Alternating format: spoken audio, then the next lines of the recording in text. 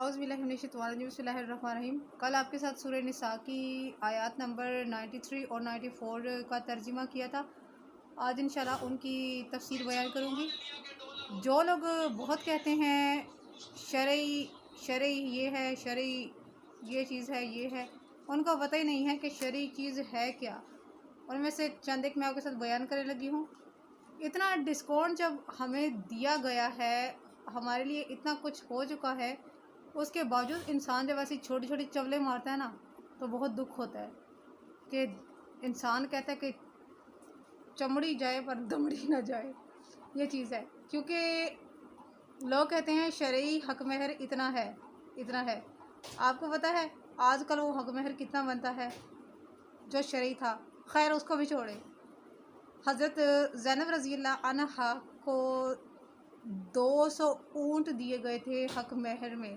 200 اونٹ، 200 کیملز کتنے کے ہوں گے؟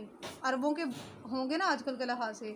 شرعی دینا ہے تو کرتی ہوں آیات کی تفسیر۔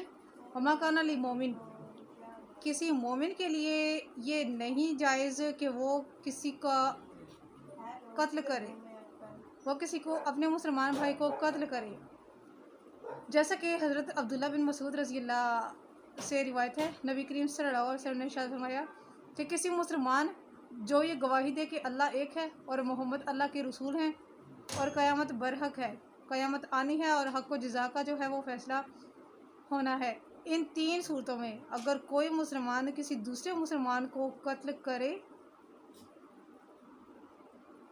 تو وہ خون بہا بھی ادا کرے گا اور سزا بھی پائے گا۔ سزا کے لیے کفارہ اور خون بہا کے لیے بھی کفارہ، کیونکہ سزا ظاہر ایک انسان نے اپنے گناہوں سے وہ کر لی ہے، توبہ کر لی ہے، وہ اس کو خون بہا ادا کر رہا ہے، تو اس صورت میں وہ قید وغیرہ کا جو ہے وہ نہیں ہوگا، نہ کچھ اور ہوگا۔ یعنی ان تمام چیزوں پر ایمان رکھنے والے کا خون بہانا نہ معاف ہونے والا جرم ہوگا، اسی لیے خون بہا کفارہ فرض ہے، وہ ادا کرنا ہی ہے۔ نبی کریم صلی اللہ علیہ وسلم ارشاد فرماتے ہیں اگر کسی نے قتل کیا ہو تو اس کے بدلے میں اسے قتل کیا جا سکتا ہے، یعنی کہ بدلہ لینے کے لیے۔ اور 3 صورتوں میں جو ہے وہ معاف ہوگا قتل، ایک بدلہ لینے کے لیے، دوسرا شادی شدہ زانی کو، اور تیسرا اپنے دین سے مرتد ہونے والے 100 عادل اعظم سے جدا ہونے والے کو، یعنی کہ جو دین سے پھر گیا وہ واجب القتل ہے۔ لیکن یہ بات ضروری ہے کہ ان 3 صورتوں میں سے جو ہے نا وہ صورت ایک لازمی ہو، اور خیر شادی شدہ زانی کے لیے آگے اسی صورت میں بیان آگے بھی آئے گا، اس کو رجم کرنا ہے، اس کی جو ہے نا وہ اور صورتیں اس کی نہ نکل آتی ہیں، لیکن یہ کہ اس کو دنیا میں بہت کچھ جو ہے نا وہ جھیلنا پڑے گا، بیماریاں الگ سے دیکھنے پڑیں گی اس کو، اور سزائیں الگ سے، اور حد حرام جس کو کہتے ہیں نا، اس طرح کے بہت سارے حادثات اس طرح کے نا وہ اس کے ساتھ ہونے والے ہیں۔ شادی شدہ زانی ضروری یہ ہے کہ ان کو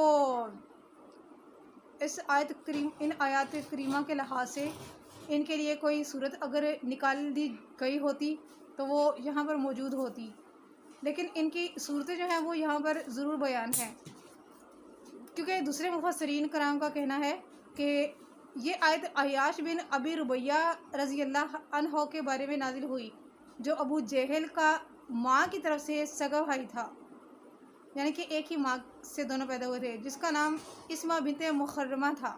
انہوں نے ایک مشرک شخص کو دیکھا کہ وہ ایک آدمی کو اسلام لانے پر سزا دے رہا تھا، اور وہ شخص حارث بن یزید غامدی تھا۔ عیاش ابن ابی ربیہ رضی اللہ نے اپنے دل میں یہ بات ٹھان لی کہ جب اسے موقع ملے گا وہ ضرور اس کو قتل کر دے گا۔ ایسا ہی ہوا، جس نے قتل کیا تھا مسلمان ہونے کی وجہ سے ایک دن وہ بھی اسلام لے آیا، لیکن ابی ربیہ کو یہ بات معلوم نہ تھی۔ ابی ربیہ کو موقع ملا کہ وہ مکہ میں گیا ہوا ہے، انہوں نے قتل کر دیا اس کو، وہ مسلمان ہو چکا۔ حضرت عیاش رضی اللہ کو اس بات کا علم نہ ہو سکا اور فتح مکہ کے دن ان پر حملہ کر کے تو ان کو قتل کر دیا۔ وہ اپنے شاید اسی لیے کیا تھا کہ وہ اپنے قدیم دین پر قائم ہے، اس لیے تو اس پر اللہ تعالیٰ نے یہ آیت کریمہ نازل فرمائی کہ کفارہ اب دینا ہوگا، کیونکہ انہوں نے ایک مشرک کے لیے جو ہے وہ تلوار اٹھائی تھی اور ارادہ کیا تھا کہ اس کو قتل کر دیں گے، کیونکہ ایک انسان کے اسلام لانے پر، ایک انسان کو مسلمان ہو جانے پر اس نے بھی کبھی کسی کو قتل کیا تھا۔ یہ موقع دیکھتے ہوئے، یہ صورتحال کو دیکھتے ہوئے تو آپ رضی اللہ نے اس کو قتل کیا تھا، لیکن اس اسلام میں تلوار اپنا کام دکھا چکی تھی۔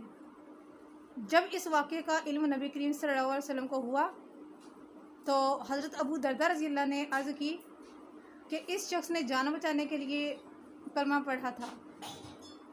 خیر یہ دوسرا واقعہ ہے، یہ تھوڑا اور الفاظ کے ساتھ ہے۔ وہ یہ ہے کہ حضرت عبد الرحمن بن زید فرماتے ہیں کہ یہ آیت حضرت ابو دردہ رضی اللہ کے بارے میں نازل ہوئی ہے، کیونکہ انہوں نے ایک مشرک کو قتل کرنے کے لیے تلوار بلند کی تو اس نے تلوار دیکھ کر کلمہ پڑھنا شروع کر دیا۔ اس اسلام میں تلوار چل گئی اور اس کا خون ہو گیا۔ جب اس واقعے کا علم نبی کریم صلی اللہ علیہ وسلم کو ہوا تو آپ نے ابو دردہ رضی اللہ سے عرض کی کہ اس شخص نے جان بچانے کے لیے کلمہ پڑھا تھا، اس لیے وہ مارا جا چکا ہے میرے ہاتھوں سے۔ تو نبی کریم صلی اللہ علیہ وسلم نے ارشاد فرمایا، کیا تم نے اس کا سینہ چیر کر دیکھا تھا کہ وہ ایمان خالص خلوص دل سے لایا تھا یا نہیں؟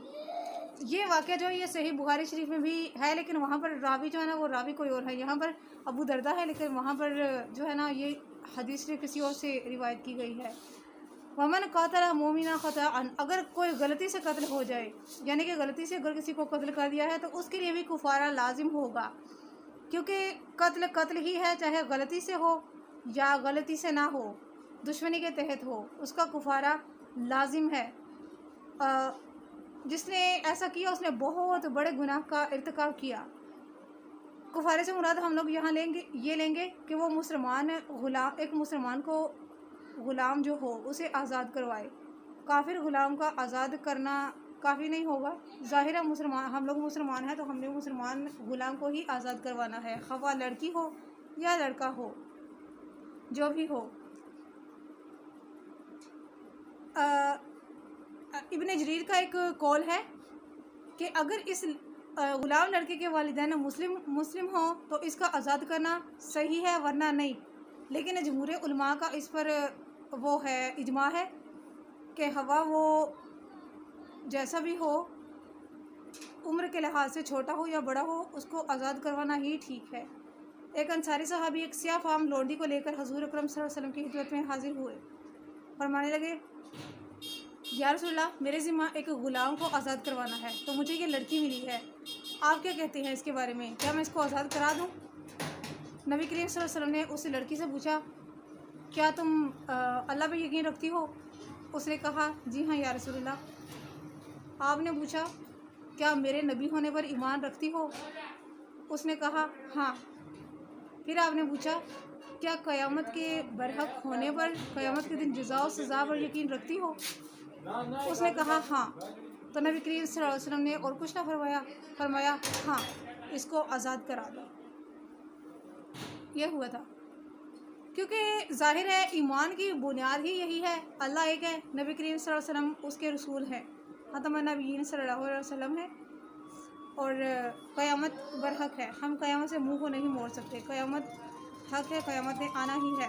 قیامت کے بارے میں آپ کو بہت انٹرسٹنگ سورہ حج سے میں سناؤں گی انشاءاللہ، کیونکہ آج کل قیامت کی بہت ساری افواہیں اور غلط باتیں بول کے کہتے ہیں یہ حدیث ہے، تو بہت غلط ہو رہا ہے۔ خیر یہ تھی میری آج کی ویڈیو، انشاءاللہ باقی کی کروں گی کل، یہ 2 دن اور لگیں گے اس کو انشاءاللہ کمپلیٹ ہونے میں۔ برائے مہربانی صدقہ جاریہ کی نیت سے شیئر کیجیے گا۔ جزاک اللہ خیر۔